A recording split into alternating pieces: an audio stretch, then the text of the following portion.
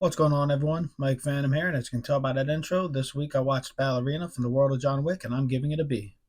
Anna de Armas in this movie is really good. I like a lot of stuff they do with her character as far as her being a smaller person, so she has to learn how to fight that way. They really make that a point in the movie. She's not completely overpowered. She's just not like messing people up for the sake of messing people up, and she's not that great at fighting, but she uses that to her advantage.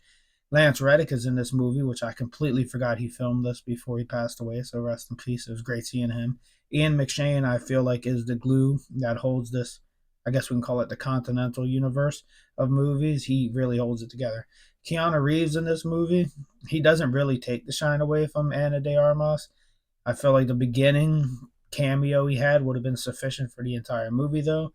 It doesn't really make sense for the later part cameo because it takes place between three and four, and I always assumed he was just kind of hiding and training up until that point, but apparently he was out doing stuff. Norman Reedus is also in this movie. I feel like he's underutilized, but I hope they get to do something with him in the future, maybe if he makes it past this movie.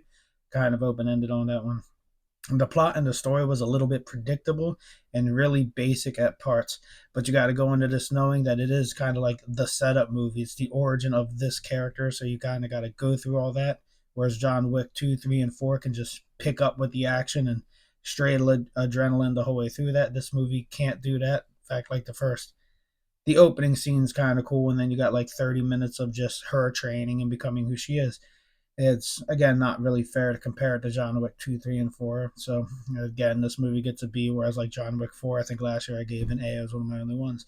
The third act of this movie is a little crazy. You gotta suspend your disbelief to go pretty far up there, especially with the fact that the bad guy organization sets up rules earlier that they don't really have rules and they kind of operate outside. But then by the end of the movie, they're like, we're gonna follow these rules. And I'm just like, I thought like your whole point was you don't do that, but all in all, it's definitely worth watching if you are invested in the John Wick franchise at all. This movie was pretty good.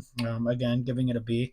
Hopefully, the sequel is better, more streamlined, and more continuity efficient as far as the pacing and everything goes. But yeah, I liked it. That's it. See you later.